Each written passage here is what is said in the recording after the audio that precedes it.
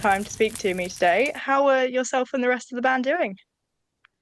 We're great. We're gearing up for the release of the album, of course, and another video shoot is going to be or will take place this week. So I'm in between packing my suitcase and practicing the song for the video recording. Oh, so exciting. I just want to start it off by congratulating you on your debut solo album that released last year. How did it feel to sort of branch out entirely on your own? And do you feel as though that sort of changed your view of your role in Epica? Or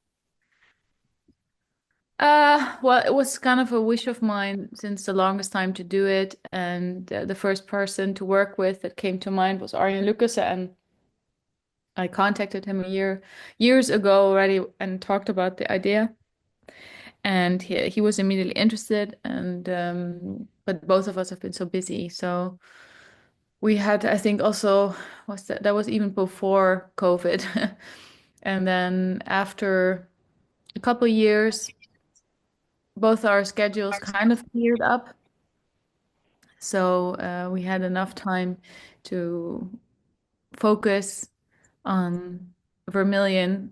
But then kind of at the same time we started working on the spiral for Epica. So I did have I did end up having a very busy last year. 2024 was a crazy year, but super creative. And I think that all the things I learned from doing in my solo album were very beneficiary for Epica because I explored new vocal techniques, and yeah, I kind of reached another level of singing that I could incorporate also for the Epica album. So very proud of it.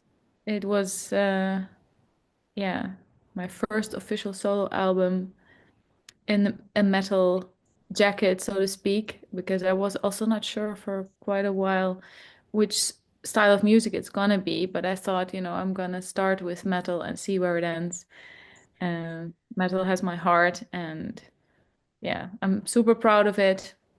Still, how do you say, in the afterglow of the release, I guess it came out in August last year, and but from that on, I immediately jumped on the Epica train again. I was Vermillion, Epica, back and forth. So no rest for me.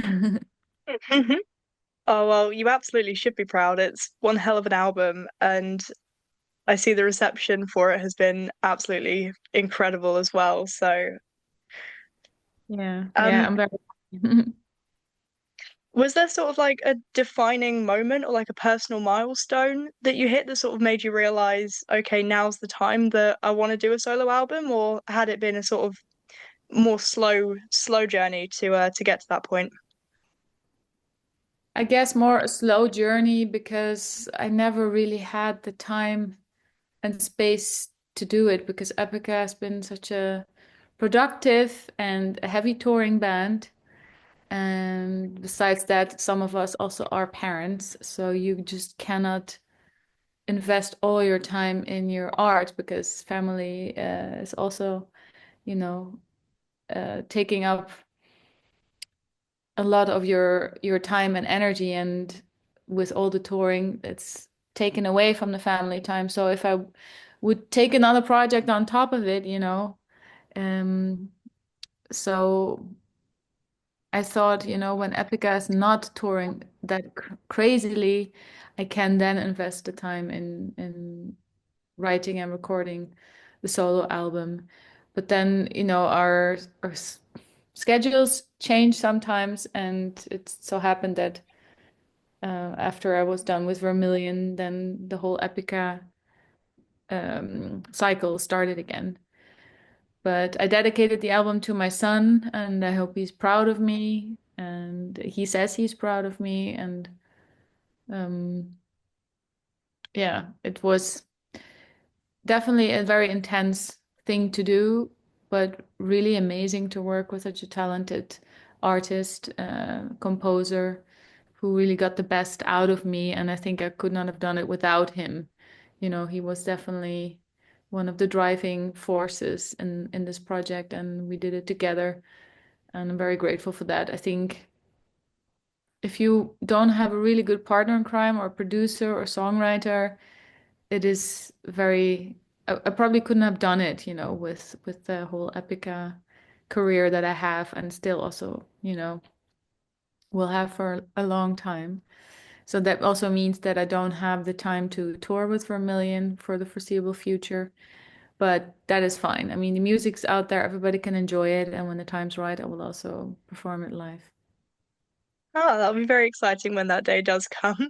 Yeah. Did you find it sort of, you mentioned that you were sort of flicking between both Epica and obviously recording your solo album. Did you find it was almost refreshing coming back to Epica every now and again and sort of sharing out that workload even more?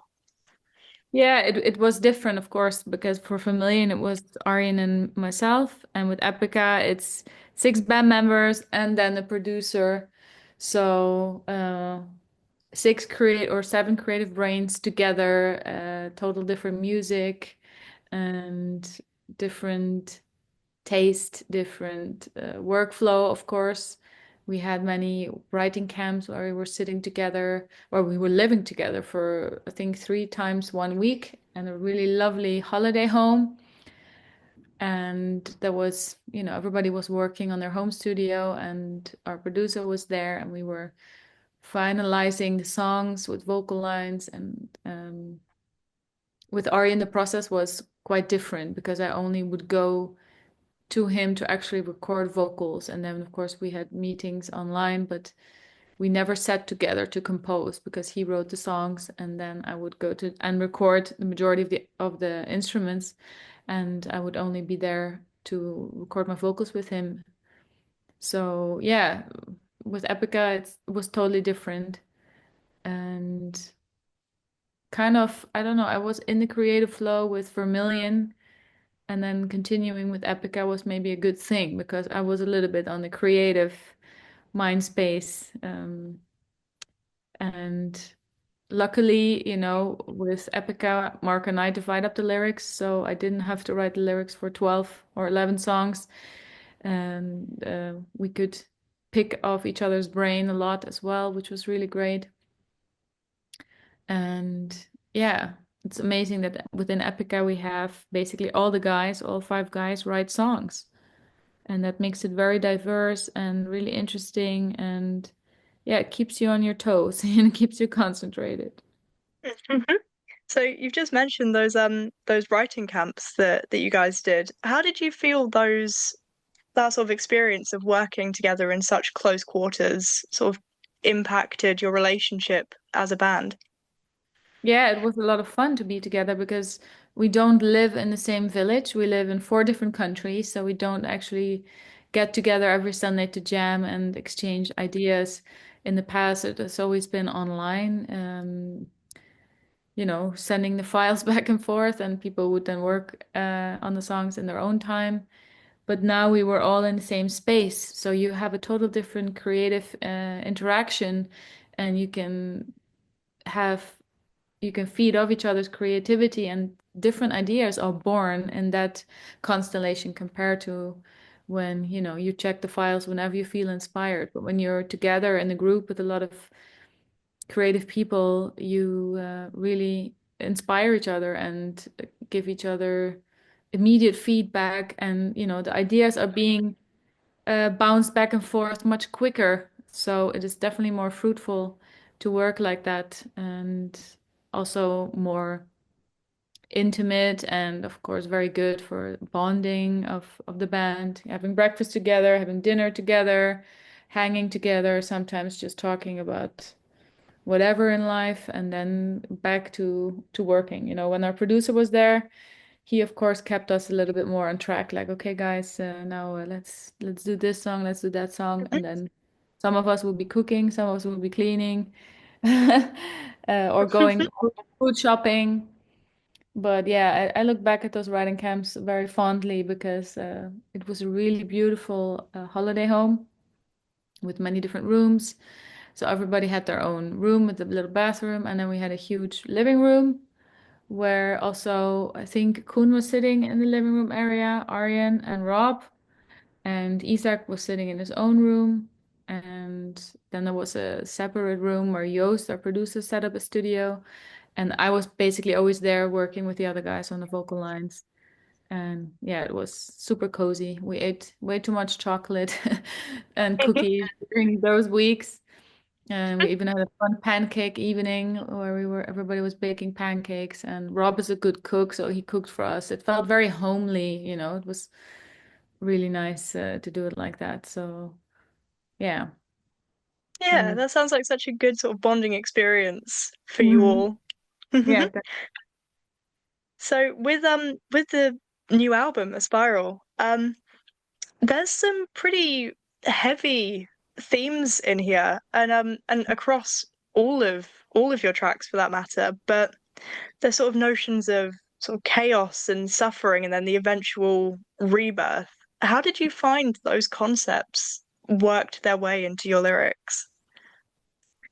uh well, if I go back to the beginning where the seed, so to speak, was planted for this creative journey that led to the album Spiral was when well, we were on tour with Sabaton 2022, I believe it was, in the US, and Rob, who is bass player and also songwriter in the band, he told me about this Polish artist that he totally loves, and there's this amazing Netflix documentary. I should check it out, and that he's in contact with the art dealer slash friends of this already. Um, he passed away already, but the Polish artist Stanislav Sukalski. And so I started watching the documentary, and then he said, "Yeah, what do you think? Would you want to join me meeting the people that make the documentary and who were friends with this artist and have a big part of his collection at home because they're how do you say, art collectors?" I said, "Yeah, why not? I always love on tour to do excursions." And um, I watched the documentary. I felt very inspired. I thought the art was stunning, one of a kind, very unique. And yeah, it was amazing that those two lovely people, one of them, the wife was actually Dutch, which was funny. I could speak a little Dutch with her. That we were invited to their homes and we had a lovely afternoon. And then Rob told me, like, yeah, I would like to one day write an album or some songs inspired by the artwork or the sculptures of Sukalski. And he did more than just sculpting. He's like a artistical centipede. But I thought, yeah, that would be cool. Maybe I'll do vocals for that. Who knows? We both love movies and soundtracks. But then when we were getting together to write for the album and everybody was throwing songs on, on on the table, like this is what I have and which songs are we going to work on? There was one song in particular, which is now the album title track, Spiral, that was inspired by the actual sculpture, which stands also for yeah, rebuilding the society, for rebirth, that out of the the ashes, new life is created. And I thought that's really beautiful because you can also put it into your own life's, you know ups and downs, and sometimes everything, you feel like you lose everything and you have to start from scratch again. And I think that everybody is at some time at a point in their lives where they have to change things around, um so yeah, that was how it all started. And Mark became a father. He has a daughter now, so that opened up new inspiration for him to write about. And one song, Darkness, Dies and Light, is also about um, the night his daughter was born. I think the volcano erupted, and in the song it says a scarlet night, uh, and there he's writing about the moment where his daughter was born. Um, Other than that, um, I think also Obsidian Heart is also about cleansing yourself from negativity, focusing more on the positive. So the biggest topic I would say is definitely reinventing yourself, a personal rebirth, but also of what's happening in the world, and that we need to stick together. We need to fight to get through the dark times, sometimes by yourself, sometimes as a community. And for Epica, definitely our, yeah, ninth album, we have toured the world and we try to reinvent ourselves and incorporate new elements with each album, improve ourselves as artists, as band, as musicians, and always are constantly searching for sources of inspiration. And some of us poured very personal things into the music. And yeah, I think that Aspiral, Mark and Rob then also told me like we should name the album Aspiral because it has a really beautiful message and it feels very representative of where we are in our lives and what's going on in the world.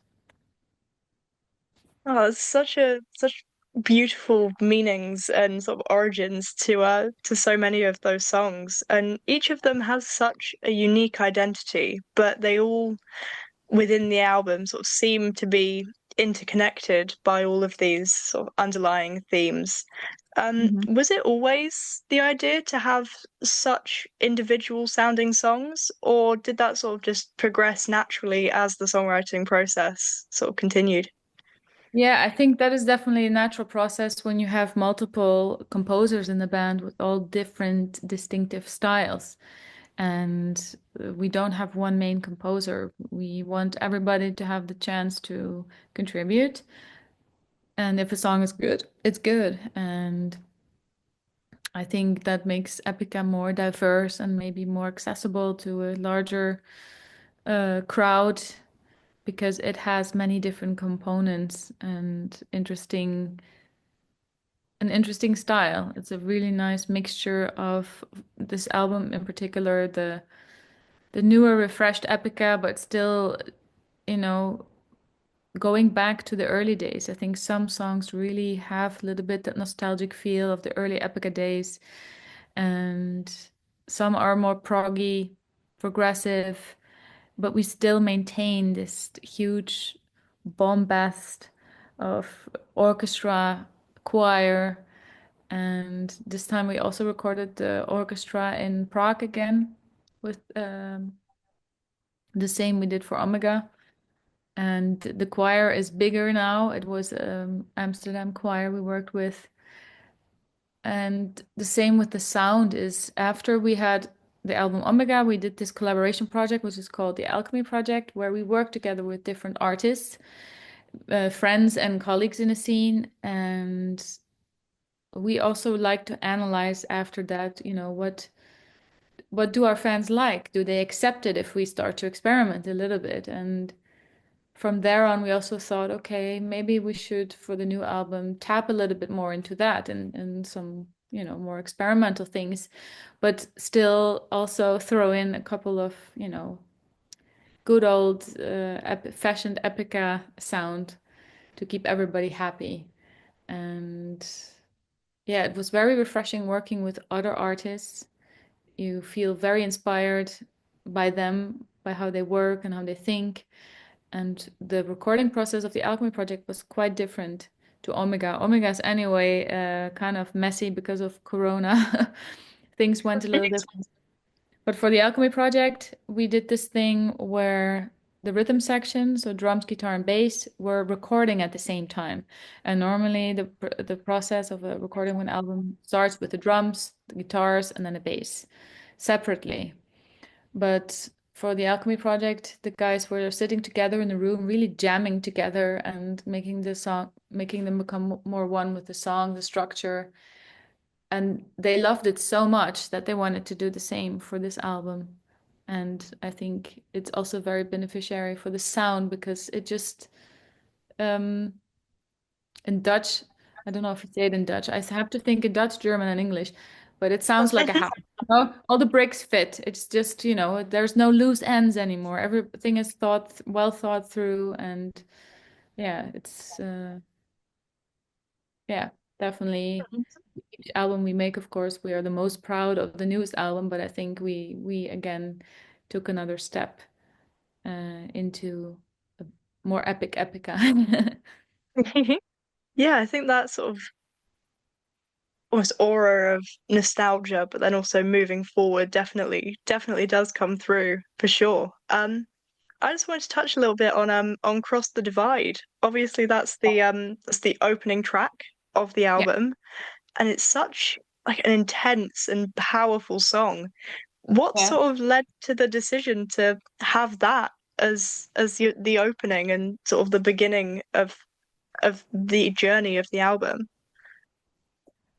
Uh, well, I guess there I can continue with from the Alchemy project. We had a song, The Final Lullaby, that was one of the singles of the EP that Rob wrote together with Jürgen from The Shining.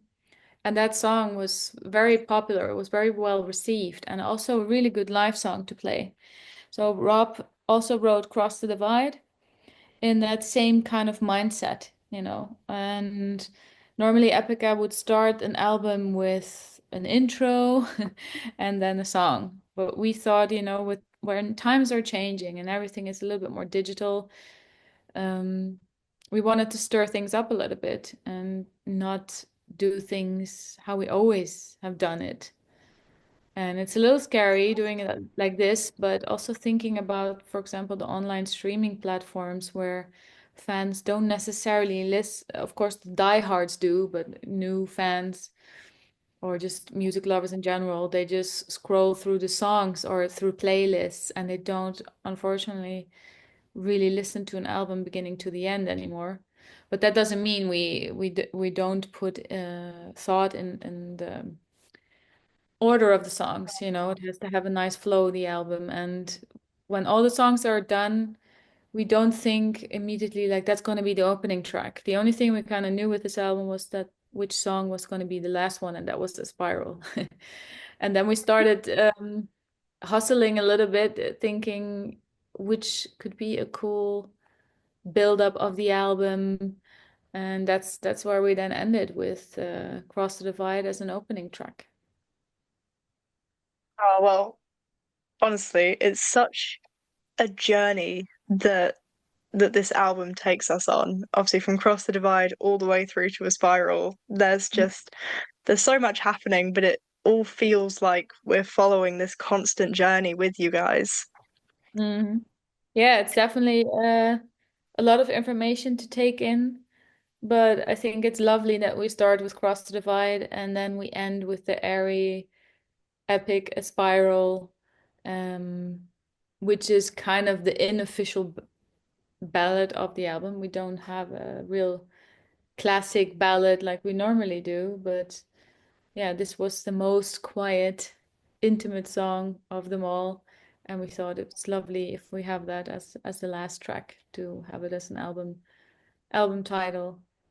And yeah, it's one of my favorite songs. I absolutely love Darkness Dies in Light and the Grand Saga of Existence. I really love the long songs. Arcana is amazing. Time is cool. Yeah, there's so much on the album. I can't wait for the Epica fans to hear all the songs. Mhm. So as you've just said, you have so many tracks now, and so many of them are obviously on the longer side. And have you ever found it challenging to sort of build a live set list when you have so many tracks that sort of speaks to your entire history while also giving space to some of your newer songs? It's with each new album that comes, you know, with each edition, it becomes more of a luxury problem, thinking which songs can we play? We want to keep everybody happy, but we have 9 albums and a normal headline show lasts 1.5 hours or 1 hour, 45 minutes. And we have now 9 albums and a couple of EPs of songs. So what we normally do for a tour is that we make some kind of skeleton set list. And then we have 3 or 4 spots in a set list where we have options for 3 songs. And then during the tour, we do exchange the songs. because we have a lot of fans that come to multiple shows, and like that we can still play a lot of different songs and keep things fresh for us. But it's like kill your darlings. Everybody has their own favorite songs, and then there's the fan favorites that you always have to play. You don't necessarily, as a band, want to play them anymore. It's cool. We have so much to shop from in a way, and we also like to involve the fans and ask them every once in a while. I think we did it recently also on Instagram, where we made fans create their ultimate Epica set list to see what they would like to hear live. And with each new album that comes out, of course, you want to promote that. So there will be a couple of the new songs of that album. But that always changes with each new album that comes. Then, of course, now we played many Omega songs. And now we, of course, will focus a little bit more on Aspiral, but we will not forget the classics and the songs that work really well live. And often you have to also figure it out after you've started touring the new material, what works live, what creates an interesting set list, what keeps the attention of the fans and keeps it fun for us. So it's always with each new album a challenge. Hmm. So obviously the fans have an ideal set list, but are there any songs that you wish you got to play live either more often or at all in an ideal world? Yeah, definitely. There's a couple of songs that I would like to play live, and some that I do not enjoy as much to play live. We do it anyway, of course.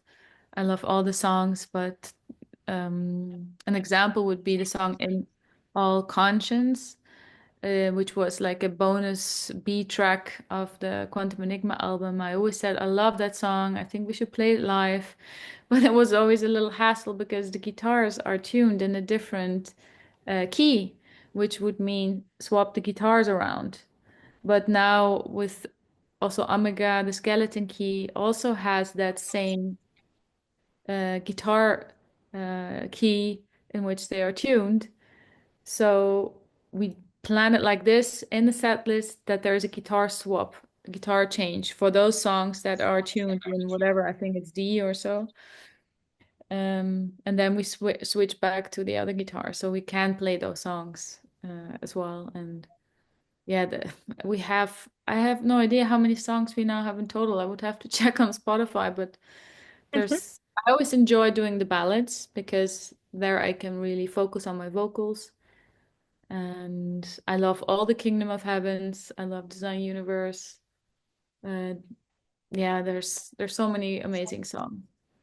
We recently did the Symphonic Synergy shows. They were 2.5 hour sets, where we also made sometimes we do this medley. We write a medley of a couple of songs, or we mash two songs together so we can still play both of them.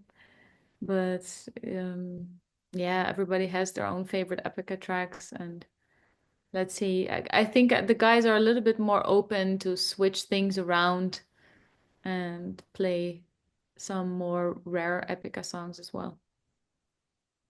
Oh, well, that's certainly exciting news for the upcoming tour next year with Amaranth and Charlotte Wessels.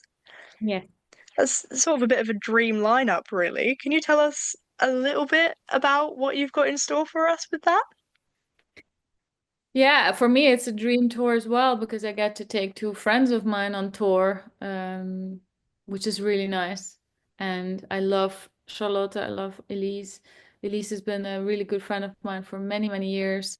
And I worked together with Charlotte a lot for her songs, for the Alchemy project. And um, we both have a Patreon community, so we hang out together a lot and talk about music, art, food, and I love what Charlotte is doing as a solo artist. And we never toured together when she was in Delane, and I reached out to her when she started doing solo stuff. I was following her on Patreon, and one thing led to the other. We also became friends and started working together creatively, and we had a very good click. And yeah, one thing also led from the other. I wanted to tour also with Amaranth for the longest time. I toured together with Elise when she was also, both of us were then singing in Camelot. So that's also how we got to know each other back in the day. But we never managed to actually tour together. And yeah, I'm looking forward to this tour so much. It's probably going to be a very good smelling tour because there's more women on tour.